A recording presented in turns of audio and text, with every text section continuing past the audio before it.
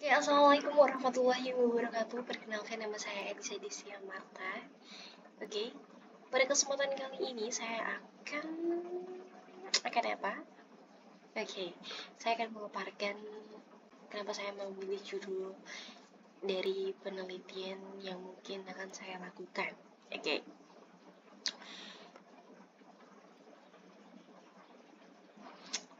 Mengapa topik ini saya angkat?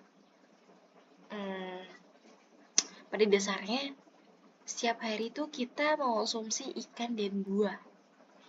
Namun, yang sering tidak kita sadari itu ada dua permasalahan yang muncul secara bersamaan. Yang pertama, tulang ikan yang terus menumpuk. Limbah tulang ikan yang terus menumpuk. Dan yang kedua, itu cepatnya pembusukan sebelum dikonsumsi. Cepatnya pembusukan buah sebelum dikonsumsi. Indonesia itu merupakan salah satu negara dengan tingkat konsumsi ikan lelenya itu yang relatif tinggi.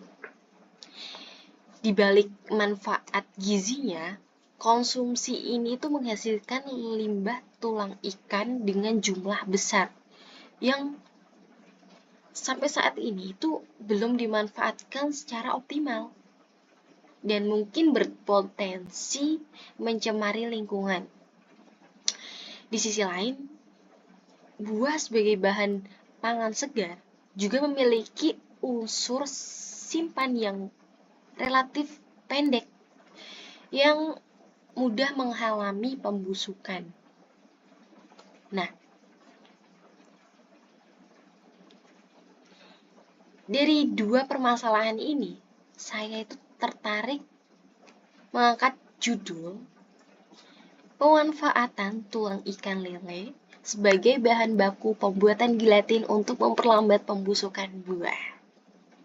Nah, judul ini dipilih karena menggabungkan dua persoalan nyata dalam satu solusi inovatif.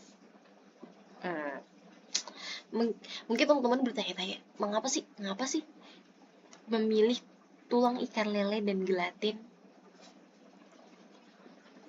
Nah, di sini saya akan menjelaskan sedikit. Tulang ikan lele itu bukan sekedar limbah, tetapi mengandung unsur kolagen yang berpotensi diolah itu bakalan jadi gelatin. Selama ini, kebutuhan gelatin di Indonesia itu masih sangat bergantung pada impor. Dan sebagian besar berasal dari bahan yang tidak halal. Yang mungkin teman-teman tahu ya, bahan yang tidak halal itu dari apa? Dari babong, kayak gitu. Nah, kondisi ini menjadi tantangan tersendiri bagi saya. Mungkin masyarakat Indonesia yang mayoritas beragama Islam. Nah, gelatin memiliki kemampuan membentuk lapisan pelindung alami atau edible coating yang dapat menghambat masuknya oksigen.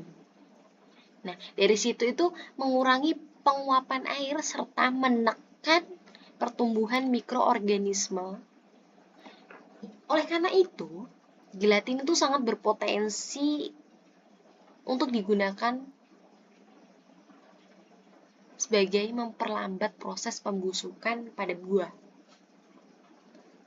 Nah, pada penelitian ini, tulang ikan lele itu dimanfaatkan sebagai sumber gelatin halal, ramah lingkungan, dan berbasis bahan lokal sekaligus memberikan nilai tambah pada limbah yang sebelumnya tidak bernilai.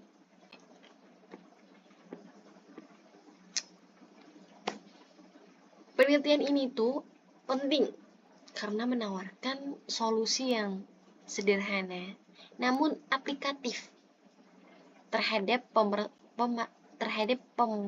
permasalahan lingkungan dan pangan. Dengan memanfaatkan limbah tulang ikan lele, tidak hanya jumlah limbah yang dapat dikurangi, tetapi tapi juga tercipta produk alternatif yang bermanfaat untuk memperpanjang umur simpan buah secara alami.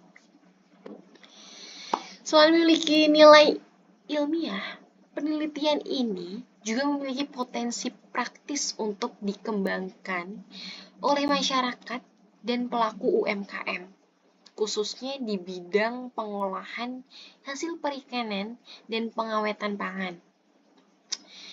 Pendekatan ini sejalan dengan konsep berkelanjutan, ekonomi sirkular, dan pemanfaatan sumber daya lokal secara optimal. Melalui penelitian ini, saya berharap dapat menunjukkan bahwa inovasi tidak selalu harus mahal atau kompleks, tetapi dapat berangkat atau mengangkat dari permasalahan sederhana di sekitar kita dan dapat diolah dan menjadi solusi yang bermanfaat bagi lingkungan, masyarakat, bahkan industri. Mungkin cukup sekian alasan saya memilih tema dan tujuan penelitian saya. Mungkin dari limbah menjadi solusi, dari masalah menjadi peluang. Itulah alasan mengapa judul dan tema ini saya angkat. Saya ulangi, dari limbah menjadi solusi, dari masalah menjadi peluang. Akhirul kalam, wassalamualaikum warahmatullahi wabarakatuh.